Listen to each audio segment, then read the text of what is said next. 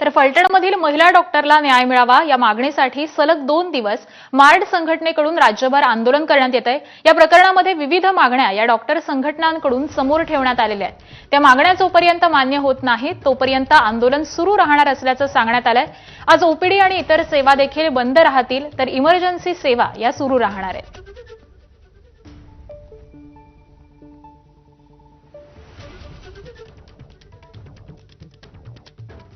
तर दरम्यान नागपुरात देखील मार्डच्या डॉक्टरांच्या संपाचा आजचा दुसरा दिवस आहे।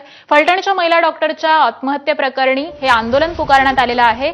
शासकीय वैद्यकीय महाविद्यालय आणि रुग्णालयाचे 760 आणि इंदिरा गांधी शासकीय वैद्यकीय महाविद्यालय आणि रुग्णालयाचे 510 डॉक्टर हे संपावरती गेलेले आहेत। तर नागपूरमध्ये हे आंदोलन सुरू आहे आणि याच संदर्भातले अपडेट जाणून घेऊयात आपले प्रतिनिधी तुषार कोहळे यांच्याकडून। तुषार, कालपासून डॉक्टरांचं आंदोलन सुरू झालेलं आहे, काय काय मागण्या आहेत?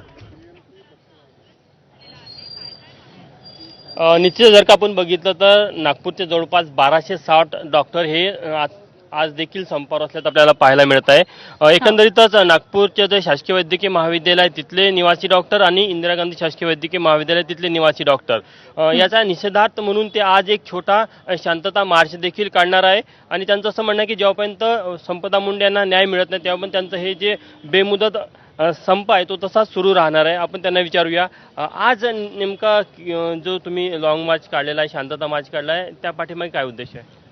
23 ऑक्टोबर 2025 म्हणजे भाऊबीजेच्या दिवशी आमच्यामधील एक भगिनी डॉक्टर संपदा मुंडे यांना सिस्टीमच्या काही कारणास्तव, काही त्रासास्तव स्वतःच्या प्राणांचा बळी द्यावा लागला। त्या बळीचा निषेधार्थ आणि त्या बळीच्या पाठीमागं ज्या ज्या लोकांचं रिझन आहे त्या लोकांवरती कारवाई व्हावी यासाठी आम्ही आंदोलन करत आहोत। डॉक्टर निकिता हे खरं तर ही संपदा मुंडे यांची बॅचमेट आपण दिलं, म्हणजे तुम्ही त्यांच्यासोबत 5 वर्ष राहिलेले आहे। जेव्हा ती घटना घडली, जेव्हा बातमी आली तेव्हा तुमची काय भावना होती आणि आता काय मागणी राहील तुमची? मैं अभी भी मान नहीं सकती हूँ ये बात कि उन्होंने सुसाइड किया होगा। संपदा मुंडे मेरी बैचमेट थी यूजी की। वो एक बहुत ही जिंदा दिल, हार्ड वर्किंग, बहुत ही स्ट्रॉन्ग हेडेड लड़की थी जो ऐसा स्टेप करने का तो कभी सोच भी नहीं सकती थी। हमारी यही डिमांड है कि जल्द से जल्द उसे इंसाफ मिले, जल्द से जल्द जो भी इन्वॉल्व है ये केस में उनके ऊपर कार्रवाई बैठे।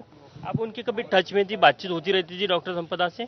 मेरी लास्ट बातचीत उससे अक्टूबर में हुई थी, फर्स्ट वीक में, बट तब मुझे कभी मतलब लगा नहीं था कि इतना सब कुछ हो रहा है उसके साथ। उन्होंने अगर ये डिसीजन लिया सुसाइड का तो कितना प्रेशर होगा ऐसा लगता है आपको? वही बोल रही हूँ, मैं सोच भी नहीं सकती कि कितना अमाउंट का हरासमेंट हुआ होगा उसके ऊपर। मतलब इमेजिन भी नहीं कर सकती मैं कि आप 5 साल रहे उनके साथ, कैसा स्वभाव कैसा था उनका, पढ़ाई में कैसी थी वो? पढ़ाई में बहुत अच्छी थी वो, बहुत हार्ड वर्किंग थी वो लड़की और बहुत ही जिंदा दिल लड़की थी, हंसमुख लड़की थी, गलत के मतलब खिलाफ आवाज उठाने वाली लड़की थी वो।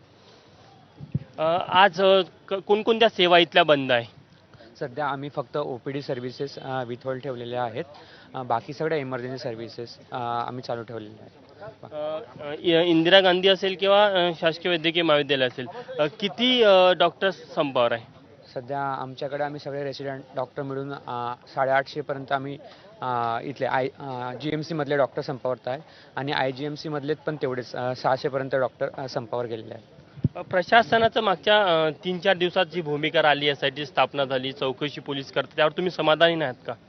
विशेष म्हणजे टिप्पणी द्यावीशी वाटते की जे लेटर आलेलं आहे त्याप्रमाणे कुठेही SITचा उल्लेख नाहीये।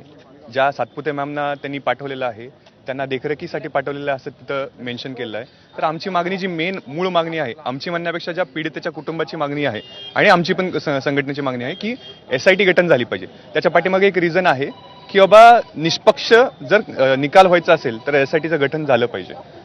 फक्त एखाद्या पोलीस ऑफिसर्सला ट्रान्सफर करून उपयोग नाहीये, त्यांना तिथं SIT स्थापन झाली पाहिजे। आणि विशेष म्हणजे बाब म्हणजे की तिनं ज्या लोकांची नावं घेतलेली आहेत ते तिथं कार्यरत असलेले वैद्यकीय अधिकारी पण होते आणि तिथलेच पोलीस ऑफिसर्स पण होते। त्या सगळ्यांवरती जर कारवाई व्हायची असेल तर निष्पक्षपणे दुसरीकडून कोणीतरी ट्रान्सफर करून तिथं SIT गठन झाली पाहिजे। डॉक्टरांवर अशा प्रकारचा प्रेशर राहतो का काम करताना, जी संपदावर होता, आणि जर असा प्रेशर सातत्याने राहत असेल तर मग सरकारने कडे तुम्ही याआधी याची तक्रार केल्या का? आता जर आपण पाहिलं तर आपल्याला वारंवार तक्रारी भेटतात किंवा वारंवार इन्सिडेंट बघायला भेटतात की ज्यामध्ये डॉक्टरांवरती हॅरेसमेंट, डॉक्टरांवरती हल्ले होतात. आणि ज्या लोकांनी आजपर्यंत PHCचं काम केलं आहे त्या लोकांचं सगळ्यांचं म्हणणं आहे की बाबा ज्यावेळेस PHCमध्ये काम करत असतो त्यावेळेस त्यांना जनरल पब्लिक, पोलीस ऑफिशियल्स किंवा गव्हर्नमेंटल नक्कीच. ऑफिशियल्स किंवा पॉलिटिशियन्स यांच्याकडून त्रास होतो. बरोबर आहे त्यांना- तुषार, हे मार्डचे डॉक्टर कालपासून संपावरती गेलेले आहेत, त्यामुळे इथल्या वैद्यकीय सेवेवरती देखील याचा परिणाम होतोय. धन्यवाद या अपडेटसाठी.